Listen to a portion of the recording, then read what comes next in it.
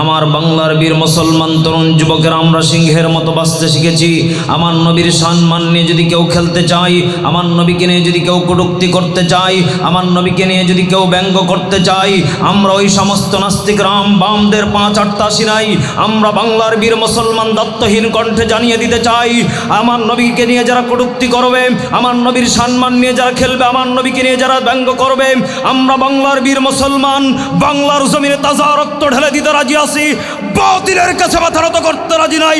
বগুড়ার মুসলমান দুহাত তুলে বলেন ঠিক না বেঠে?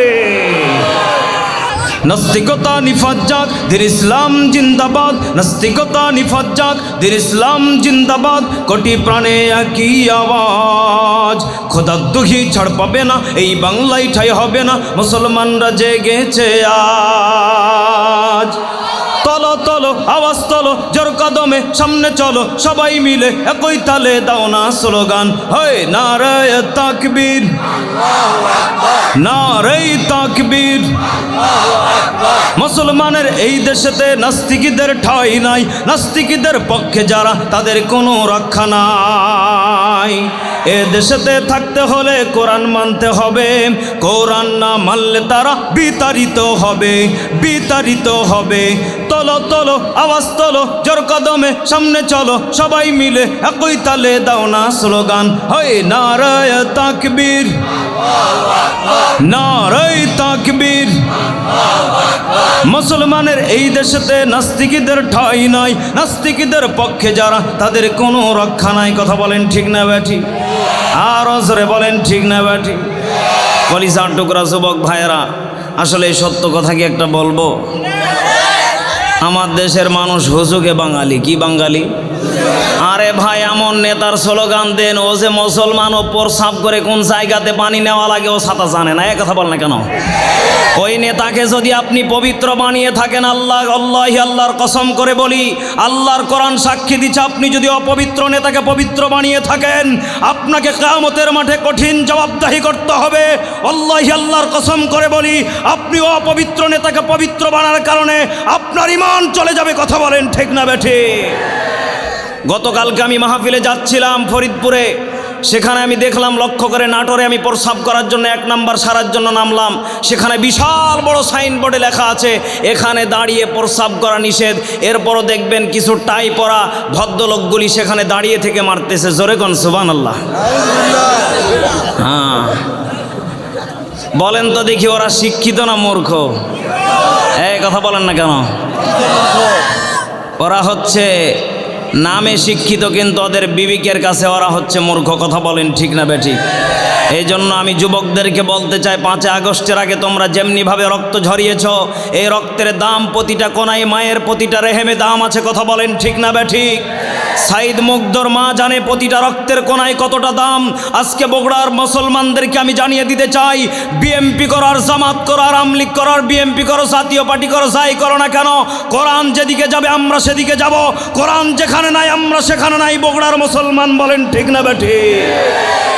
সাইদ ভাইয়ের মা, মুগ্ধ ভাইয়ের মা, রায়হান ভাইয়ের মা, আমিন ভাইয়ের মা, তোমরা বড়ই ভাগ্যবতী, আল্লে ধরায় আলোর জ্যোতি। সালাম জানাই তোমায় ফেরেশতা, সালাম জানাই তোমায় ফেরেশতা। আসলে আমরা মুসলমান বলে দাবি করি, কিন্তু আমাদের ঈমান এখন হয়ে গিয়েছে টুকটাক, মানে যে ঈমানের কোনো পাওয়ার নেই, ঠেলা মারলে পড়ে যায়। কথা বলেন ঠিক না বেঠি? আমার নবীজি বলেছিলেন একদিন জুমার বয়ানে, আবু বকর, ওসমান, শোনো, এমন একটা জামানা আসবে সকালে ঈমান পাকা, বিকালে ঈমান দুর্বল। আবু বকর বললেন, ইয়া রাসূলুল্লাহ, এই উম্মতগুলি কি আপনার হবে? নবীজি মুচকি হাসি দিয়ে বললেন, জানো না আমার পরে আর কোনো নবী আসবে না। তাহলে সেই নবীর উম্মত আমরা হতে পেরে গর্বিত, কিন্তু এমনও উম্মত আমরা দাবি করি যেই উম্মতের ভিতরে ভেজালই ফুরাই না। ওকে যদি আপনি ওই মেশিন দিয়ে যদি 80 বার করে ডলেও যদি ওর ভিতর থেকে যদি মিষ্টি রস বের করতে চান, তাও ভেজাল। এই কথা বল না কেন? জয়পুরহাটে যে আপনারা যে মেশিন বানিয়ে রেখেছেন চিনির ফ্যাক্টরি, ওখানে কি 1 নম্বর কি একটাই চিনি বের হয় না বিভিন্ন পদের চিনি হয়? কথা বল না কেন? বিভিন্ন পদের হয়, 1 নম্বর 2 নম্বর 3 নম্বর 5 নম্বর পর্যন্ত থাকে নাকি? আপনাদের যে বগুড়ার দই ভাইরাল বিখ্যাত দই, কি 1 নম্বর কি একটাই আছে না আর 5 নম্বর পর্যন্ত সিরিয়াল আছে না? সেদিন আমি বগুড়ার থেকে দই কিনে নিয়ে গেছি, আমি মনে করলাম যে বগুড়ার দই নাকি বিখ্যাত দই, ভাইরাল দই। বাড়িতে নিয়ে এসে দেখি সুবহানাল্লাহ এত পরিমাণ টক। আমার মা কয় বেটা কোথার থেকে নিয়ে এসেছো? আমি বললাম মা ভাইরাল দই সে হচ্ছে বগুড়ার। আমার মা বলল সেদিন খেলাম এর আগে খুব ভালো লাগলো, আর আজকে এই অবস্থা কেন? টাকা ঠিকই নিয়েছে কিন্তু 2 নম্বর। কথা বল না কেন? আমি যেটা বোঝাতে চাচ্ছি, আমরা মুসলমান সকলেই, কিন্তু আমাদের ইমান এখন টক দই আর মিষ্টি দইয়ের মতো হয়ে গেছে। কথা বলেন, কোন দিকে যাব আর কোনটা মানবো আর কারটা শুনবো আর কাকে ভোট দেব, এই নিয়ে এখন টক আর মিষ্টি মারামারি। হ্যাঁ, কেউ খিচুড়ি না চড়াইতে রান্না বান্না শুরু না করতে মারামারি করে হাঁড়ি পাতিল চাঙ্গা মেরে শেষ। এই হলো আমার সোনার বাংলাদেশ। এই জন্য আমরা ওইগুলি রাজনীতির, আমি বক্তাও না, রাজনীতির কথা বলবো না। আমি কোরআন থেকে কয়েকটা আমলের কথা বলবো, আপনারা কি শুনবেন? মনোযোগ কি আপনাদের আছে? একটু তাকবীর দেন, লিল্লাহে তাকবীর। আল্লাহ রাব্বুল আলামিন বলেন, হে আমার বান্দা বান্দিরা, এই পৃথিবীর ময়দানে যত মানব দানবকে আমি আল্লাহ রাব্বুল আলামিন পাঠিয়েছি বান্দারে, সব থেকে আমি আল্লাহ রাব্বুল আলামিন এই পৃথিবীর ময়দানে আশরাফুল মাখলুকাতদের ভিতরে সব থেকে শ্রেষ্ঠ দামি বানিয়েছি মানুষকে, ইনসানকে। সুবহানাল্লাহ পড়েন। আল্লাহ পাক বলেন এই মানুষকে আমি আল্লাহ রাব্বুল আলামিন দামি বানার পিছনে কারণ হলো এটা, কারণ আমি ওর বাবা আদমকে আমি আল্লাহ নিজে হাতে বানিয়েছি। চিৎকার মেরে বলেন আল্লাহু আকবার। আল্লাহ রাব্বুল আলামিন বলেন আমি অন্য কোনো জাতিকে, অন্য কোনো পশুকে, অন্য কোনো আশরাফুল মাখলুকাতের যে প্রাণীগুলি আছে কাউকে বানাই নাই, সৃষ্টি করেছি। আর আমি আল্লাহ কেবলমাত্র শুধুমাত্র বান্দা তোমাকে নিজে হাতে বানিয়েছি। এতে কোনো সন্দেহ আছে? আছে। আল্লাহ পাক বলেন আমার একটা বান্দা বান্দি যদি জাহান্নামের গেটে দাঁড়িয়ে যায় আমি আল্লাহ লজ্জিত। নাউজুবিল্লাহ বলেন। আল্লাহ পাক বলেন এর 1 নম্বর মাধ্যম, যদি তোমরা বান্দা বাঁচতে চাও, যদি জান্নাত পেতে চাও, তোমাদেরকে দুনিয়ার বুকে 1 নম্বর টার্গেট আমি আল্লাহর কাছে ছোট হওয়া লাগবে। কলিজার টুকরা প্রাণপ্রিয় বগুড়াবাসী, করতোয়াবাসী, বাইতুল করিমবাসী, এখানে একটা শিক্ষা লুকিয়ে আছে। আল্লাহ পাক বললেন আমার কাছে যারা ছোট হবে তাদের উপহার পুরস্কার আছে না নেই? আল্লাহ পাক বলেন দুনিয়ার কোনো নেতার যদি তুমি স্লোগান দেওয়ার কারণে যদি তোমার, ওই যে একটা কথা বললো চেয়ারম্যান সাহেব, উনি প্রধান অতিথি সাহেব একটা কথা বললেন যে বাসার মালিক না, ও বাসার একটা দারোয়ান যদি 400 কোটি টাকার মালিক হতে পারে সামান্য খেদমত করার কারণে, আপনি টের পাচ্ছেন? হ্যাঁ, আল্লাহ পাক বলেন আমার যারা স্লোগান দিবে, আমার কাছে যারা ছোট হবে পুরস্কার মনে হয় নেই। কিসে 700 কোটি? আল্লাহ পাক বলেন ওর জন্য আমি আল্লাহ দুনিয়ার কাছে ওকে শ্রেষ্ঠ বানিয়ে দেব। সুবহানাল্লাহ পড়েন। আল্লাহ পাক বলেন ওর চেহারাটাকে নূরে নূরান্বিত করে দেব। আল্লাহু আকবার বলেন। কলিজার টুকরা বাবাজিরা, তাহলে বোঝা গেল দুনিয়ার কারো পিছে স্লোগান দিলে বোঝা গেল ওটা স্বার্থে টান আছে না নেই। আর আল্লাহর পিছনে যারা স্লোগান দেবে ওদের স্বার্থ হলো জান্নাত। আল্লাহ রাব্বুল আলামিন বলেন হে আমার বান্দা বান্দিরা, তাহলে আমার কাছে ছোট হওয়ার মাধ্যম, আমার কাছে নিকটবর্তী হওয়ার কোনো মাধ্যম আছে না নেই? আল্লাহ রাব্বুল আলামিন বলেন হে আমার বান্দা বান্দিরা, কোরআনুল কারীমের দিকে ফলো করো। আত-তাইবুনাল আবিদুনাল হামিদুনাস সাইহুনার রাকিউনাস সাজিদুনা বিল মা'রুফ ওয়ান নাহুনা আনিল মুনকারি ওয়াল হাফিযুনা লিহুদুদিল্লাহ ওয়া বাশশিরিল মুমিনিন।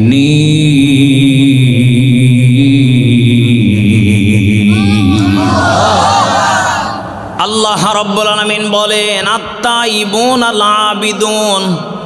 আল্লাহ পাক বলেন আমি আল্লাহ ওই ব্যক্তিকে সব থেকে ভালোবাসি যে তওবাকে পছন্দ করে, ভালোবাসে। সুবহানাল্লাহ পড়েন। তওবা করলে কি আমরা ছোট হয়ে যাব নাকি? আমার দেশের এমনও মানুষ আছে আল্লাহর কাছে ছোট হতে চায় না, বিয়ের দিন বইয়ের কাছে ছোট হয়। এই কথা বললে কেন? এই যুবকেরা, পয়েন্ট কিন্তু জাগা মতো, হ্যাঁ, হাসলে হবে না। আল্লাহ পাক বলেন আমার কাছে যারা ছোট হবে আমি আল্লাহ তাদেরকে অটোমেটিক দামি বানিয়ে দেব।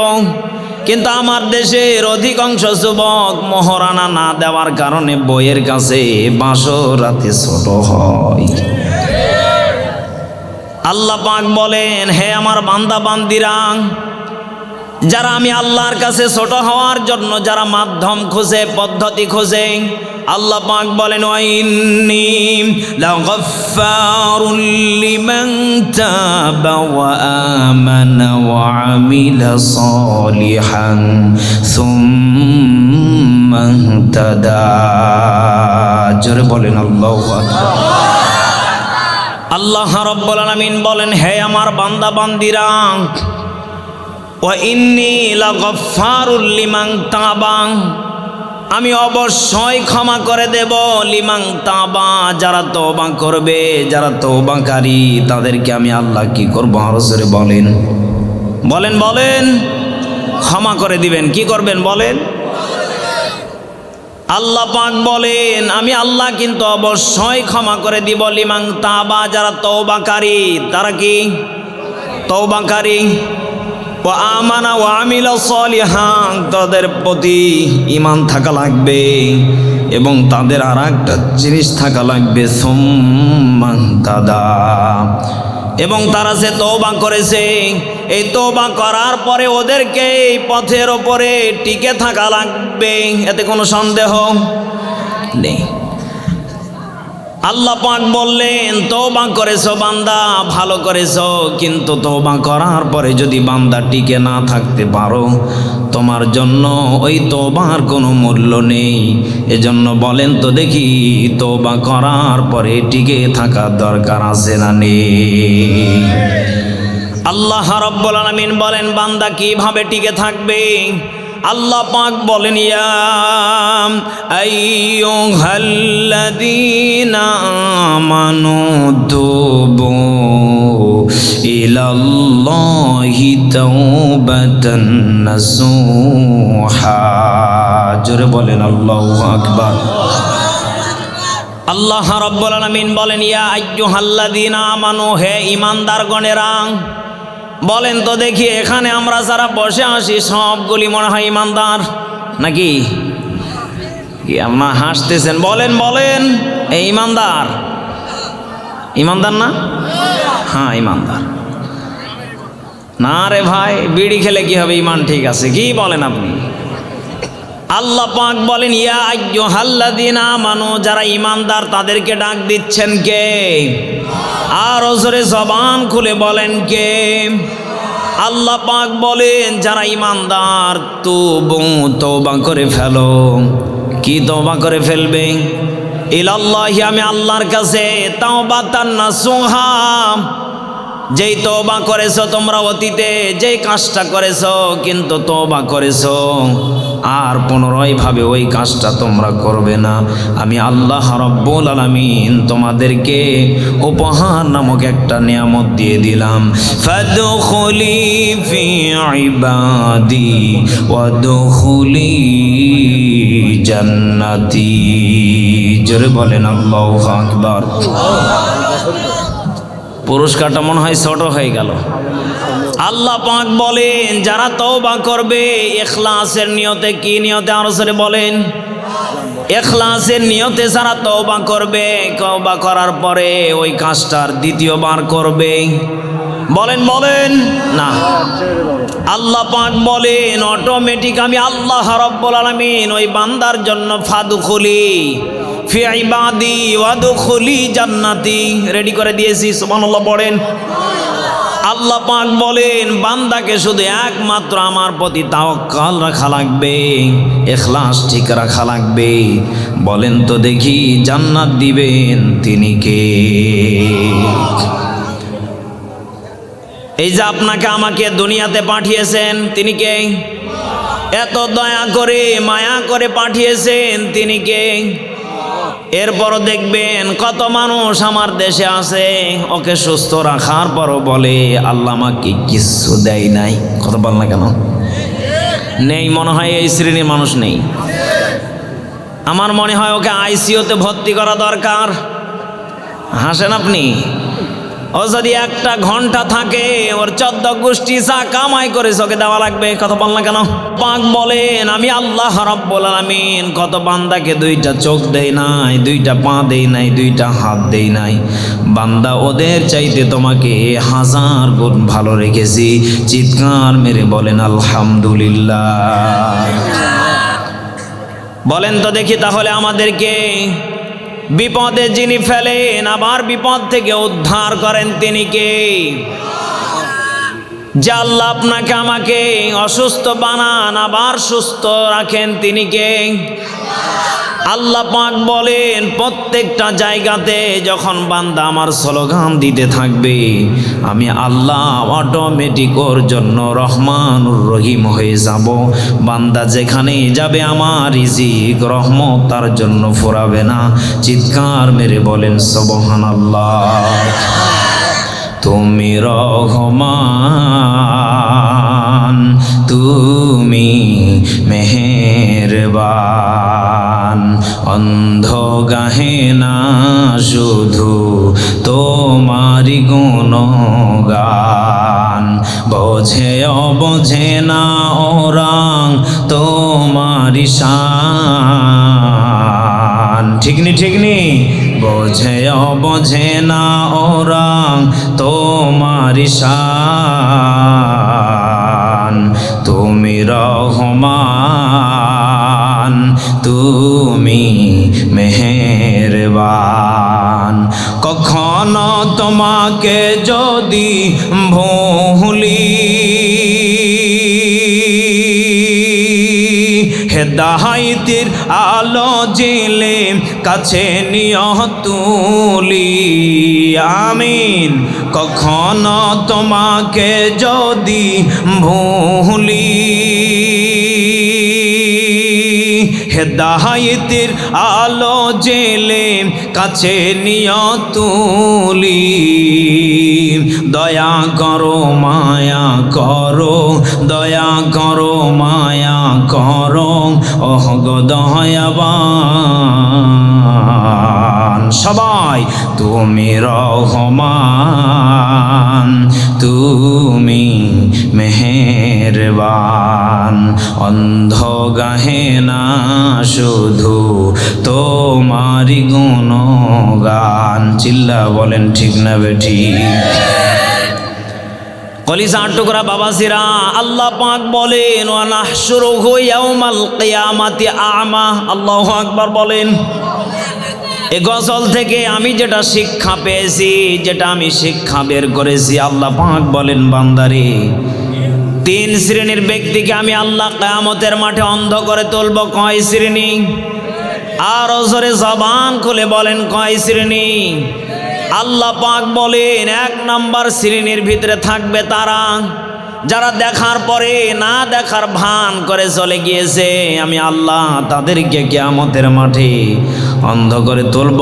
তারা জিজ্ঞাসা করে বলবে, আল্লাহ আমাদের অপরাধটা কি একটু কি তুলে ধরবেন? আল্লাহ পাক তখন বলবে, হ্যাঁ বান্দা, তোমাদের অপরাধ হলো এটা। আপনাদের কি মনোযোগ আছে? আছে। আল্লাহ পাক বলবেন, তোমাদের অপরাধ হলো এটা, তোমার মাকে বলেছিলে, মা আজকে মাহফিল কোথায়? কয় করতোয়া বগুড়াতে। কে আসবে? কয় মেজবাহ হুজুর আসবে। কি করতে যাবি? কয় বয়ান শুনতে। কয় টাকা? কয় 50। মা বলেছে যা, ভালো কাজে যাবি, 100 টাকা দিলাম। সুবহানাল্লাহ পড়েন। বাবার কাছে গিয়েছে, বাবা গুলি বলেছে কোথায় যাবা? কয় মাহফিলে। বাবা 100 হলো কত? 200। এই যুবকগুলি 200 টাকা নিয়ে মাহফিলে এসেছে। ওর চিন্তা চেতনা মেজবাহ হুজুরকে দেখা না, ওর চিন্তা হলো টোনা টুনির পিছনে ঘোরা। কথা বল না কেন? কারণ আমি যুবক, আমি ওদের ট্যাবলেট ভালো করে জানি, ওরা কোন কায়দায় এসেছে। কথা বল না কেন? আল্লাহ পাক বলেন, যারা এরকম ভাবে মা বাবাকে ধোঁকা দিয়ে সারা বোকা বানালো, মা বাবা কিন্তু ধোঁকা খেয়ে বোকা হয় নাই, ওই বান্দা নিজে ধোঁকায় পড়ে বোকা হয়ে গেল। চিৎকার মেরে বলেন নাউজুবিল্লাহ। কিয়ামতের মাঠে আল্লাহ পাক বলবে, ওই যে অমুক দিন ধোঁকা দিয়েছিলি। হ্যাঁ আল্লাহ দিয়েছিলাম। অপরাধটা কি? কয় এটাই অপরাধ। একে অপরাধ হলো? অপরাধ মানে ওখানে কত কষ্ট করে আমার আরিফ ভাই সহকারে কত যুবকগুলি মাথার ঘাম পায়ে ফেলে জান্নাতের বাগানকে সাজিয়েছে। কথা বল না কেন? এত কষ্ট করে সাজিয়েছে। আল্লাহ পাক বলেন, সেখানে গেলেই গুনাহ মাফ হয়েছে তো বান্দা, কিন্তু তুমি সেখানে যাও নাই, ভিতরে বসো নাই, বাহির থেকে ঘুরে ঘুরে দেখেছো, যার কারণে তোমাকে অন্ধ করে আমি আল্লাহ তুলেছি। আল্লাহ বলবে, বান্দা তোমাদেরকে আমি দেখবো তোমরা জাহান্নামে যাচ্ছ, কিন্তু আমি দেখার পর না দেখার ভান করে তোমাদেরকে জাহান্নামে ফেলে দেব।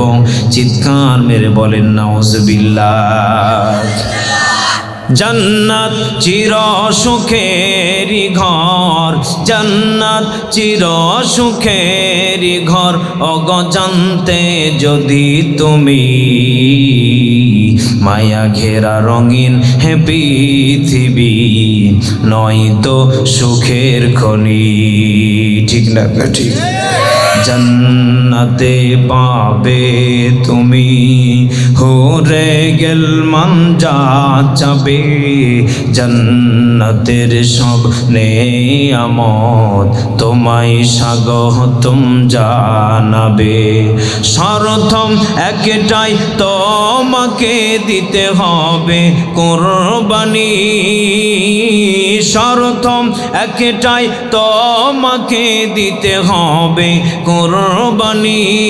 করতে পারো তুমি যদি, করতে পারো তুমি যদি এক আল্লাহর গোলামি, মায়া ঘেরা রঙিন হে পৃথিবী, নয়তো সুখের খনি।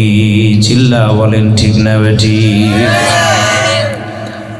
কলিজার টুকরা বাবাজিরা, তাহলে বলেন তো দেখি, এ দুনিয়া মায়া ঘেরা পৃথিবীটা হচ্ছে ধোঁকার দুনিয়া। কি বলেন? বলেন ধোঁকা। আল্লাহ পাক বলেন, এই ধোঁকা নামক দুনিয়া থেকে যারা বেঁচে থাকতে পারবে, ওরা মনে করবে দুনিয়াটা ধোঁকাবাজ, স্বার্থপর। দুনিয়ার পিছে যারা ছুটে জীবনটাকে যারা নষ্ট করে দেবে, আল্লাহ পাক বলেন ওদের জন্য জান্নাতটা তারা হারিয়ে ফেলবে। চিৎকার মেরে বলেন নাউজুবিল্লাহ। কলিজার টুকরা যুবক ভাইয়েরা, বৃদ্ধ বাবাসিরা, প্রাণপ্রিয় বগুড়াবাসী, বলেন তো দেখি, তাহলে আমাদের টার্গেট তওবা করব কার কাছে? আল্লাহ পাক বলেন, আমার কাছে যারা তওবা করবে তাদের মাধ্যম, তাদের সিস্টেম থাকা দরকার আছে না নেই? আচ্ছা বলেন তো দেখি, নবীজির কি কোনো গুনাহ ছিলেন? বলেন বলেন। এরপরও আল্লাহ নবীজির চোখের পাতা কোনো সময় বন্ধ থাকতেন না, কান্না করতেন। এর এক নম্বর কারণ হলো নবীজি নিজের চিন্তা কম করতেন, এ উম্মতের মায়ায় বেশি নবীজি কান্না করতেন। কথা বলেন ঠিক না বেটি? কারণ আমার নবীজি জানেন আমার উম্মতেরা তারা নিজেদের প্রতি তারা নিজেরাই অবহেলিত হয়ে যাবে। এর বাস্তব প্রমাণ আমাদের সমাজে এখন ঘটে যাচ্ছে। কথা বলেন ঠিক না বেটি? খলিফাতুল মুসলিমিন একদিন রাত গভীর রজনীতে সাহাবায়ে কেরামদেরকে নিয়ে হেঁটে যাচ্ছিলেন।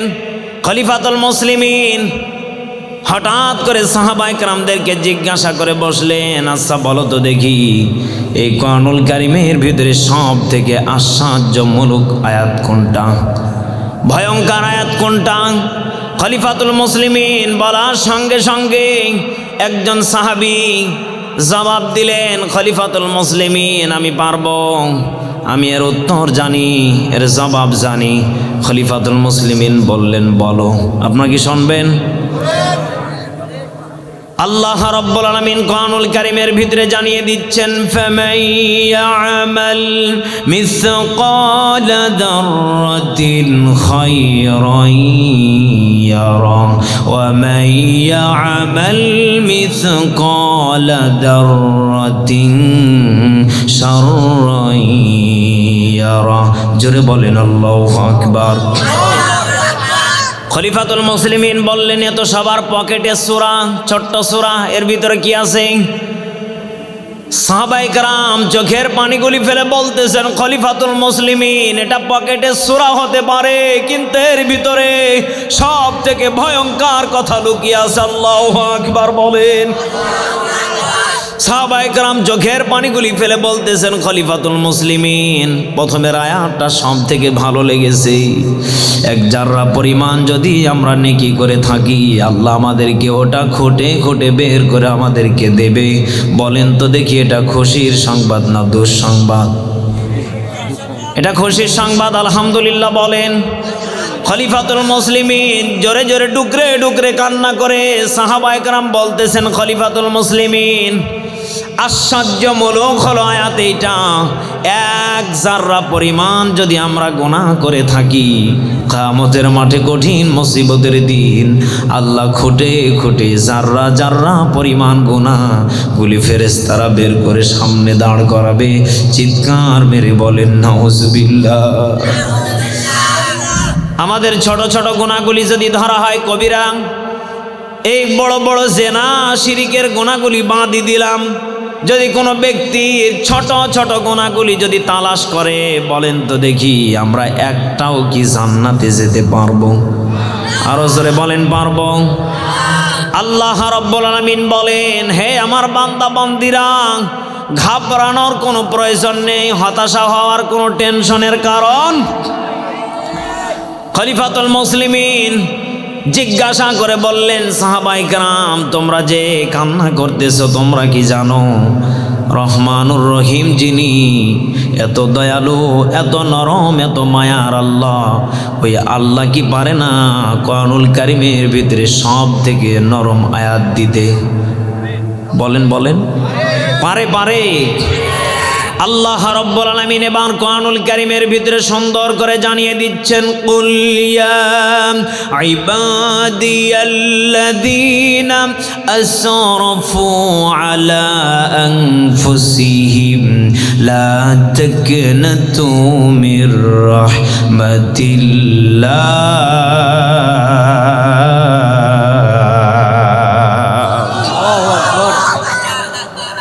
আল্লাহ রাব্বুল আলামিন জানিয়ে দিচ্ছেন, হে আমার বান্দা বান্দিরা। খলিফাতুল মুসলিমিন বললেন, সাহাবায়ে কেরাম কুল ইয়া ইবাদিয়াল্লাযীনা আসরাফু, তোমরা যারা নফসের প্রতি জুলুম করেছো সমস্যা নেই, লা তাকনাতু মির রাহমাতিল্লাহ। আল্লাহ ডাক দেয়া বলতেছেন, বান্দারে আমার রহমত থেকে তোমরা নৈরাশ হইও না, কারণ আমি আল্লাহ তো তোমাদের সাথে আছি। লা তাহজান, চিন্তার কোনো কারণ নেই, টেনশনের কোনো কারণ নেই। ইন্নাল্লাহ মানা, আমি আল্লাহ তোমাদের সাথে অবশ্যই আছি। জোরে বলেন আল্লাহু আকবার। যাদের হৃদয়ে আছে আল্লাহর ভয়, তারা কভু পথ ভুলে যায় না। আল্লাহর প্রেম ছাড়া এই দুনিয়ায় কারো কাছে কোনো কিছু চাই না। ঠিক না বে ঠিক? রাতের আধারে যারা সেজদাতে রয়, দু চোখের শ্রুতে নদী যেন বয়। আমিন কন। রাতের আধারে যারা সেজদাতে রয়, দু চোখের শ্রুতে নদী যেন বয়। ছলনার হাত ছানি, ছলনার হাত ছানি যত আসুক, পিছনে ফিরেও সে তাকায় না, পিছনে ফিরেও সে তাকায় না। আল্লাহর প্রেম ছাড়া এই দুনিয়ায় কারো কাছে কোনো কিছু চাই না। কথা বলেন ঠিক না বেঠি? কলিজার টুকরা বাবাসিরা, তাহলে বলেন তো দেখি, আল্লাহর প্রেম আল্লাহর ভালোবাসা যাদের ভিতরে আছে, বলেন তো দেখি, আমরা এখানে যারা বসে আছি নফসের প্রতি আমরা প্রত্যেকটা মানুষ জুলুম করি কি করি না? এর বাস্তব প্রমাণ জুলুমকারী হলাম আমি একজন। এখন বলবেন হুজুর আপনি নিজেই মেনে নিচ্ছেন মানে? হ্যাঁ, অক্টোবর, নভেম্বর, ডিসেম্বর, জানুয়ারি, আজ 4টা মাস থেকে ঠিক মতো খাওয়া নেই, ঘুম নেই। আপনি টের পাচ্ছেন? নফস বলতেছে আল্লাহ আপনার মেজবা আমাকে এত পরিমাণ কষ্ট দিচ্ছে, মেজবার বিচার করেন। আল্লাহর ফেরেশতারা বলে আল্লাহ আপনার মেজবা দুনিয়ার কোনো কাজে দৌড়ায় না, দৌড়ায় আপনার দিন প্রচারের স্বার্থে। চিৎকার মেরে বলেন আল্লাহু আকবার। আর আমার দেশের এমন যুবক আছে ও মমতাজের গান শুনতেছে, অ্যাক্সিডেন্ট করে পা হাত ভেঙে ফেলে। এ কথা মানলে কেন? মমতাজের গান শোনার জন্য মা বাবাকে গালিগালাজ দিয়ে টাকা চুরি করে গান শুনতে যায়। বলেন তো দেখি নফস কষ্ট পায় কি পায় না? রাত বাজে 3টা, দেখবেন ও টুনির সাথে রাত 3টা পর্যন্ত চলতেছে কথা। নফস মনে হয় আরাম পায় ওই সময় নাকি? আল্লাহ পাক বলেন যারা এই সমস্ত কুকর্মতে লিপ্ত থাকে, নফস তখন বলতে থাকে আল্লাহ এই কোন আবু জেহেলের কাছে আমাকে পাঠালেন, জলদি করে আমাকে এর কাছ থেকে তুলে নেন। চিৎকার মেরে বলেন নাউজুবিল্লাহ। কলিজার টুকরা বাবাজিরা, তাহলে বলেন তো দেখি আমাদের নফসের প্রতি জুলুম করা যাবে? হ্যাঁ আপনি করতে পারেন। ইসলাম প্রচারের স্বার্থে, কার স্বার্থে আরো জোরে বলেন? আপনি নফসের প্রতি জুলুম করতে পারেন কোরআনের দাওয়াত দেওয়ার জন্য, নফসের প্রতি জুলুম করতে পারেন আবু বকরের মতো, নফসের প্রতি জুলুম করতে পারেন উসমানের মতো, নফসের প্রতি জুলুম করতে পারেন আমির হামজার মতো, যে আমির হামজাকে জালিমের বাচ্চারা টুকরো টুকরো করে আল্লাহর নবীজির দরজার সামনে রেখে দিয়েছিলেন। কথা বলেন ঠিক না বেঠিক? এরপরও দেখেন তারা নফসের প্রতি জুলুম পাওয়ার পরও আল্লাহ এদের জান মালটাকে আল্লাহর জন্য লিখে নিয়েছেন। চিৎকার মেরে বলেন আল্লাহু আকবার। কুল ইন্না সলাতি ওয়া নুসুকি ওয়া মাহইয়ায়া ওয়া মামাতি লিল্লাহি রাব্বিল আলামিন।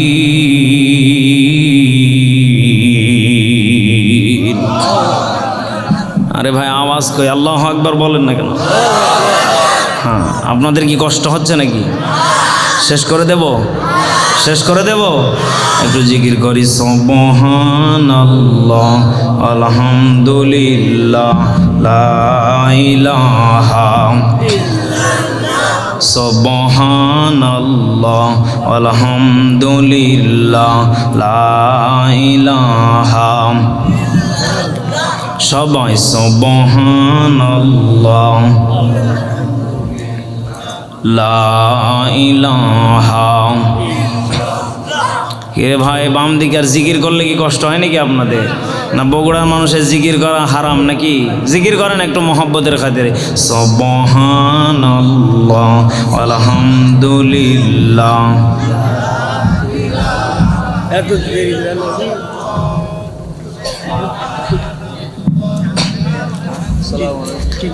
লা ইলাহা ইল্লাল্লাহু মুহাম্মাদুর রাসূলুল্লাহ। সকলে পড়ি সাল্লাল্লাহু। জানটুকরা বাবাজিরা, তাহলে বলেন তো দেখি, আমাদের নামাজ, জান, মাল কোরবানি হবে কার জন্য? আরো জোরে বলেন, কার জন্য? খলিফাতুল মুসলিমিন বললেন, তাহলে হতাশ হওয়ার কারণ নেই। কারণ যারা আল্লাহর রহমানের যারা বান্দা, বলেন তো দেখি, তারা রহমতের ভিতরে থাকবে, কারণ তারা জানে কষ্টের পরে সুখ আছে, এতে কোনো সন্দেহ। আরো জোরে বলেন, সন্দেহ। আল্লাহর নবীজি বলেন, আদ-দুনিয়া কুল্লুহা মাতাউল খায়র ওয়া খায়রুল মাতাঈদ দুনিয়া ইমরাতুস সালিহাত। জোরে জোরে বলেন আল্লাহু আকবার। আজকের মাহফিলে কি মা বোন আছে? আছে আছে। মা বোনদেরকে নিয়ে অল্প কিছু আমলের কথা বলে বিদায় নিয়ে চলে যাব ইনশাআল্লাহ। আল্লাহর নবীজি বলেন, আদ-দুনিয়া কুল্লুহা মাতাউল খায়র ওয়া খায়রুল মাতাঈদ দুনিয়া ইমরাতুস সালিহাত। বিশ্বনবীজি বলেন, হে আমার উম্মতে মুহাম্মাদিরা, লক্ষ্য করে শুনে নাও, পারিবারিক জীবনে যদি কোনো মহিলা, যদি কোনো মা বোন যদি 4টা আমল করতে পারে, আল্লাহর নবীজি বলেন, ওই মহিলা আমার বিবি খাদিজার সাথে জান্নাতে যাবে। চিৎকার মেরে বলেন সুবহানাল্লাহ। খলিফাতুল মুসলিমিন নবীজিকে জিজ্ঞাসা করে বললেন, ইয়া রাসূলুল্লাহ, ইয়া হাবিবাল্লাহ, এই 4টা আমল করলেই জান্নাতি? হ্যাঁ। তারপর আপনার বিবির সাথে তো কপাল। সুবহানাল্লাহ বল না কেন? এখন বগুড়ার মা বোনেরা কি আম্মাজান খাদিজার সাথে জান্নাতে যেতে চায় কি চায় না? আপনার কি মেয়ে মানুষ? আপনার চাই মানে? ও আচ্ছা, আলহামদুলিল্লাহ বলেন। কলিজার টুকরা বগুড়ার মা বোনেরা, লক্ষ্য করে শোনেন, আমি যেটা আপনাদেরকে বোঝাতে চাচ্ছি, আল্লাহর নবীজি বলেন, এই 4টা আমল প্রত্যেকটা পরিবারে থাকলে পরিবারটাকে শান্তি নামক নিয়ামতের ভিতরে রাখবেন তিনি কে? 1 নম্বর আমল হলো, আল্লাহর নবীজি বলেন, হে আমার মা জননীরা, এদিকে লক্ষ্য করেন, স্বামী যখন বাহির থেকে কোনো কাজ কর্ম যখন শেষ করে আসবে, স্বামী যখন কর্মগুলি শেষ হয়ে যাবে, বাড়িতে ফিরবে, সারাটা দিনে বগুড়ার মানুষ আলু চাষ করে, কথা বলেন।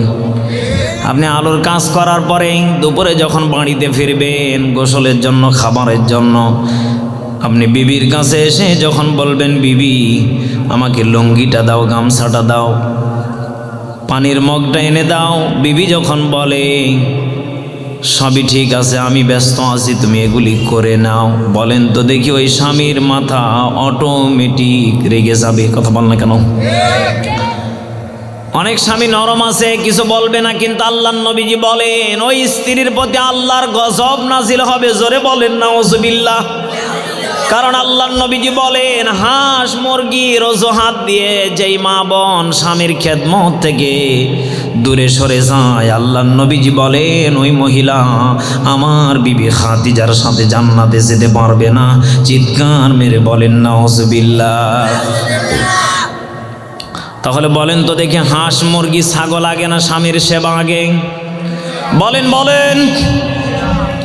আল্লাহর নবীজি বলেন, আমি যখন বিভিন্ন জায়গাতে যখন কালেমার দাওয়াত দেওয়ার জন্য যখন বের হয়ে যেতাম, আমার বিবি খাদিজা দরজার সামনে দাঁড়িয়ে থাকতেন, কখন যেন রাসূল আসবেন। আর আসলে আমি বিবি খাদিজা আমার স্বামী রাসূলকে, হাবিবুল্লাহকে, আল্লাহর ভালোবাসার বন্ধুকে সর্বপ্রথম সালাম বিনিময় করব। চিৎকার মেরে বলেন আল্লাহু আকবার। আল্লাহর নবীজি বাড়িতে যখন ঢুকবেন, হঠাৎ করে দেখতেন আম্মাজান খাদিজা দরজার সামনে দাঁড়িয়ে আছেন। মুফাসসিরিন ইকরাম বলেন, আম্মাজান খাদিজা আগে আগে সালাম দিতেন। সুবহানাল্লাহ পড়েন। আল্লাহর নবীজি জিজ্ঞাসা করে বসলেন। আল্লাহর নবীজি বললেন, খাদিজা কি ব্যাপার, তুমি আগে আগে সালাম দাও কেন? আম্মাজান খাদিজা জবানে উত্তর দিয়ে বলেছিলেন যে স্ত্রী স্বামীকে আগে আগে সালাম দিবে, অটোমেটিক তাদের ভিতরে মহব্বত পয়দা হয়ে যাবে, ভালোবাসা বাড়িয়ে দিবেন তিনি কে?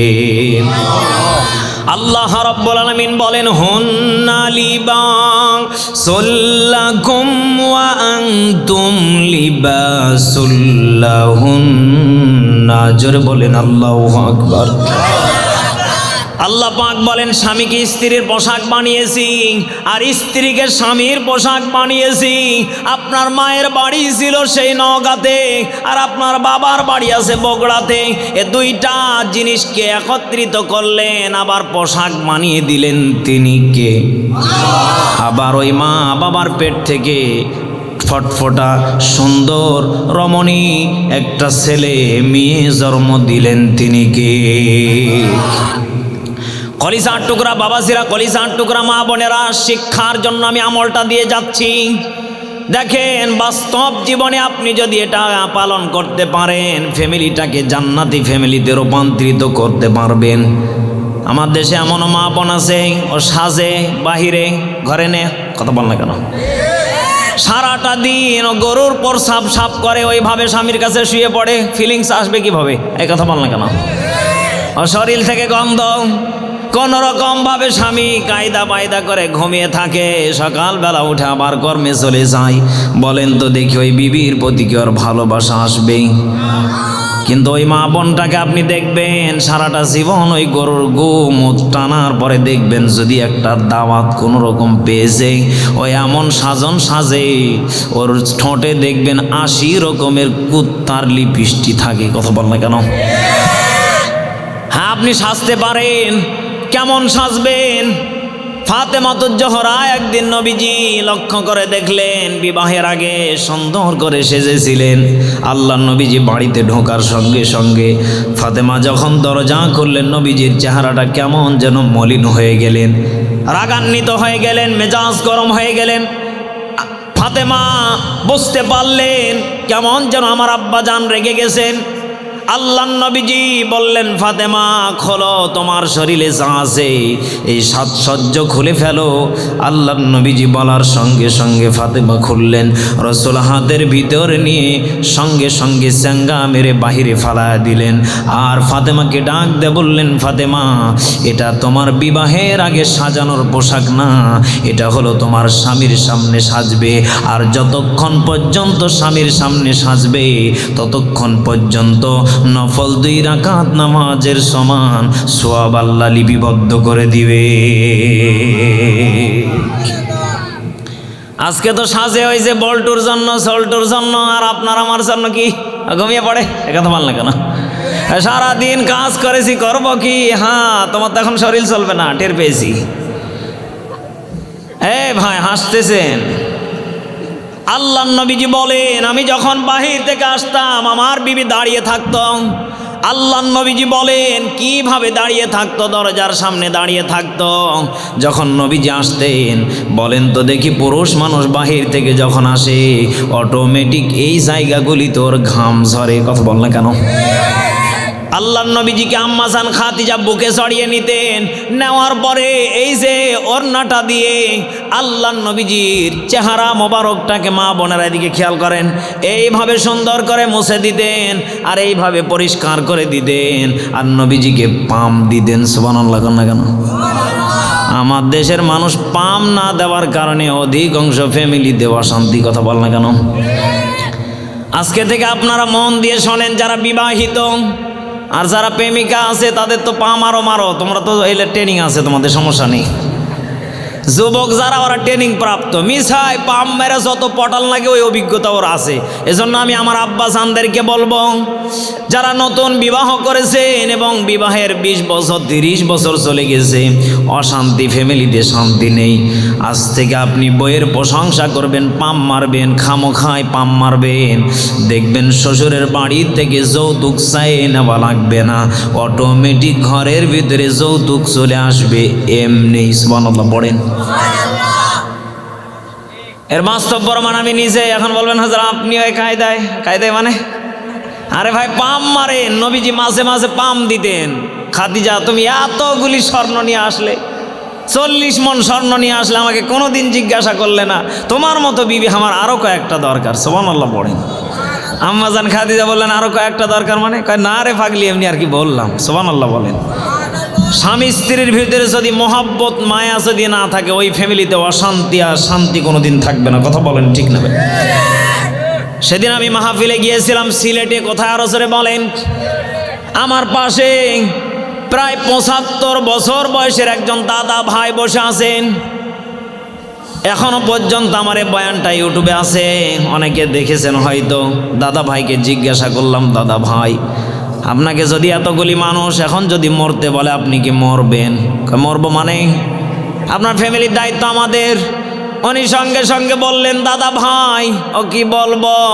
বলবেন মানে বলেন, বলে ফেলেন, সমস্যা কি? উনি বলতেছেন, দাদা ভাই এখনো রাত 1টা বেজে গেলে 2টা বেজে গেলে সমস্যা নাই, আপনার দাদি এখনো পর্যন্ত রাত্রিবেলা পান বেটি বেটি খাওয়ায়। আর এটা ভালোবাসা, ভালোবাসা। সুবহানাল্লাহ কেন করে পারে? আর এখনকার যুবকেরা বিয়ে করেছে 1 মাস 2 মাস, ওর বউ ঠিক মতো থাকেই না, ছাতা ওর বাপের বাড়িতে থাকে। এই কথা বল না কেন? শ্বশুরের কাছে আবদার করেছে, আব্বা গাড়ি লাগবে, না হলে বেটি নিয়ে যান। শ্বশুর এখন মনে মনে চিন্তা করে, কত বড় খাটাস, দিলাম 2 মাস বিয়ে, ওই এখনই গাড়ির আবদার। আরে ভাই ধৈর্যর সাথে পাম মারতে থাকেন, কাজে লেগে যাবে। ধৈর্যর সাথে, কিসের সাথে আরো জোরে বলেন? ধৈর্যর সাথে। শ্বশুর বাড়ির থেকে যেটাই আসবে সেটাই আপনার কাজে লাগবে। আপনার ছেলে মেয়ে খাবে, আপনার পরিবার পরিজন খাবে না। ওই এইভাবে ওকে বোঝানো লাগবে, দেখো আব্দুল্লাহর মা তোমার ছেলেটা হয়েছে আজকে কত কষ্টে আছে, আমি একাই পরিশ্রম করি, ঠিক মতো ফ্যামিলিটা কন্ট্রোল করতে পারি না। তোমার বাপের এত কিছু আছে, আমার লোভ নাই লালসা নাই, কিন্তু তুমি যদি খালি একটু তাকাও আমার দিকে, আমার আর ফিরে দেখা লাগে না। খালি পাম পাম, বুঝে? আরে একটু খালি যদি তুই তাকাইস রে আমার দিক, তাহলে সব ঠিক। সুবহানাল্লাহ খান। কলিজার টুকরা বাবাজিরা, আল্লাহর নবীজি বলেন, এখনকার যারা বিবি আছেন অধিকাংশ বিবি দেখবেন এই হাদিসের সাথে মিলে যাবে। আপনি সারাটা দিন পরিশ্রম করে আসবেন, আসার পরে যদি বিবির কাছে যান, বিবি সঙ্গে সঙ্গে বলবে পাঁঠার মতো গন্ধ করে, শরীর আগে গোসল করে আসো। কথা বল না কেন? এই যে পাঁঠার মতো গন্ধ আপনাকে বানালো, আল্লাহর নবীজির ঘাম দিয়ে নবীজির স্ত্রীরা আতর খুশবু বানিয়েছে। সুবহানাল্লাহ পড়েন। কলিজার টুকরা বাবাজিরা, শিক্ষার জন্য যদি কোনো বিবি যদি স্বামীকে যদি আনন্দ দেওয়ার জন্য যদি শরীরের প্রশংসা করে, যদি নিজের স্বামীর যদি প্রশংসা করে, আল্লাহর নবীজি বলেন ওই ফ্যামিলিটা অটোমেটিক জান্নাতের রূপে রূপান্তরিত হয়ে যায়। চিৎকার মেরে বলেন আল্লাহু আকবার। 2 নম্বর আমল হলো, কি বলবো? হ্যাঁ, ওই পিসিগুলা মরে গেল, আপনারা কেউ কথা বলেন না কেন? বারে ওরা শহীদ হয়ে যাচ্ছে আর আপনারা এদিকে আলহামদুলিল্লাহ হাসতেছেন না। কলিজার টুকরা বাবাজিরা, 2 নম্বর আমল হলো, আল্লাহর নবীজি বলেন আমার দেশের কিছু মা বোন আছে, স্বামী যেটা নিয়ে আসে বাজার থেকে ওটা পছন্দ করে। আপনারাই বলেন পছন্দ করে। একই কথা সত্য? অধিকাংশ মা বোন আছে বলে, কয় টাকা দিয়ে কিনেছো? কয় এত টাকা। কয় 100 টাকা বেশি নিয়েছে। কারণ ওরা বাঁকা হাড্ডির তৈরি, ওরা সব সময় নিচে থাকবে, ওদের উপরে যাওয়ার মতো শক্তি থাকবে না। কথা কোন ঠিক না বেটি? এজন্য কলিজার টুকরা যুবক ভাইরা, বৃদ্ধ বাবাজিরা, যদি মা বোন মাঝে মাঝে যদি আপনার প্রতি রেগে যায়, আপনি বাড়ির থেকে বের হয়ে যান কিছু সময়ের জন্য, অটোমেটিক ওদের মেজাজ ঠান্ডা হয়ে যাবে। আলহামদুলিল্লাহ বলেন। কিন্তু আমার দেশের কিছু মানুষ আছে দেখবেন, বিবি যদি রেগে যায়, ওর কপালে ওই দিন 14 গোষ্ঠী পর্যন্ত তালাক হয়ে যায়। আর এমন মায়ের মারে ওরে আব্বা ডাকায়া ছাড়ে, এমন মানুষ সমাজে আছে না নাই? আল্লাহর নবীজি বলেন, আল্লাহ পাক বলেন 2 শ্রেণীর ব্যক্তিকে আমি আল্লাহ ঘৃণা করি। আল্লাহ পাক বলেন কয় শ্রেণী? বলেন বলেন। 2 শ্রেণীর ব্যক্তিকে আমি আল্লাহ ঘৃণা করি। নাম্বার 1, যারা কথায় কথায় যারা বিবিকে তালাক দেয়, যারা কথায় কথায় বিবিকে ঘৃণা করে, যারা কথায় কথায় স্ত্রীকে বড় কথা বলে, কটু কথা বলে, আল্লাহ পাক বলেন এই সমস্ত বান্দাকে আমি ভালোবাসি না, বরঞ্চ ওদেরকে হেদায়েতের জন্য ডাকতে থাকি। চিৎকার মেরে বলেন আল্লাহু আকবার। তাহলে বউকে কি কথায় কথায় গালি দেওয়া যাবে? এখানে কি একটা গোপন কথা বলে দেব? হ্যাঁ, আপনার আমার বাবা আদম যখন জান্নাতে ছিলেন তখন কি কেউ সাথে ছিলেন? বলেন বলেন। বাবা আদম যখন ছিলেন একা একা বললেন আল্লাহ আমাকে একা একা ভালো লাগে না, করব কি? আল্লাহ পাক বলেন আদম তোমার কি লাগবে সেটা টের পেয়েছি। সুবহানাল্লাহ পড়েন। বাবা আদমকে বললেন আদম ডান দিকে ঘুরে দেখো, তোমার জন্য জান্নাতি হুর আমি পাঠিয়ে দিয়েছি। সুবহানাল্লাহ পড়েন। বাবা আদম কেবলমাত্র ডান দিকে ঘুরতে যাবেন, জিব্রাইলকে বলে জিব্রাইল জলদি করে আদমের কাল্লাটাকে ধরো। ও কল্লটা কি? আল্লাহ পাক বলেন এ জিব্রাইল জলদি করে ধরো। জিব্রাইল গিয়ে বলতেছেন আদম এই মুহূর্তে এই কাম করা যাবে না। বলে কেন? আমি একটু দেখেই তো আমি মায়ায় পড়ে গেছি, আমি প্রেমে পড়ে গেছি। আল্লাহু আকবার বলে কেন? বাবা আদমকে বলতেছেন জিব্রাইল আদম কিছু এখানে ধরার আগে, ছোঁয়ার আগে, তাকানোর আগে কিছু আমল করা লাগবে, কিছু কাজ আছে, মোহরানা আছে, এগুলি দেওয়া লাগবে। আল্লাহু আকবার বলেন। আল্লাহ রাব্বুল আলামিনের কাছে জিব্রাইল যাওয়ার পরে বলতেছেন আল্লাহ তাআলা আপনার আদম পাগল হয়ে গেছে, জলদি করে যা বলা তাড়াতাড়ি বলেন। কাজ করে না, সেন্স কি করে না? বলেন বলেন। আমার দেশে দেখবেন কিছু যুবক যারা আছে ওদের যখন বিয়ের ঝুল উঠে যায়, ওর বাপ ওকে বোঝায়, ওর মা বোঝায়, ওর 14 গোষ্ঠী বোঝালো কয় না বিয়ে করবো। কথা কয় না বারে, কথা কয় না বারে। ওকে বোঝাতে বোঝাতে আপনি যদি ওকে পাঠ পড়া করে বোঝান, এরপরও বলবে না এই মুহূর্তে আমার বিয়ে দেওয়া লাগবে, আর যদি বিয়ে না দাও আমি বাড়ি থেকে বের হয়ে গেলাম আর আমাকে খুঁজে পাবা না। বাবা আদম বললেন আল্লাহ আর দেরি সহে না, যা করতে মন চাই জলদি করে করেন, কারণ আমাকে দেখা লাগবে। সুবহানাল্লাহ পড়েন।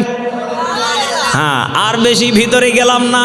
বাবা আদম এতটুকুর কারণে যদি একবার দেখার কারণে যদি ক্রাশ খেয়ে যেতে পারে, আর আপনি এত সুন্দর একটা রমণীকে পাওয়ার পরেও আপনার শুকরিয়া নাই, বরঞ্চ ভুল করলে আপনি লাঠি পিটা দিয়ে ইচ্ছা মতো পিটাতে পিটাতে আব্বা তো ডাকানো 14 গোষ্ঠী পর্যন্ত তালাক দিয়ে দেয়।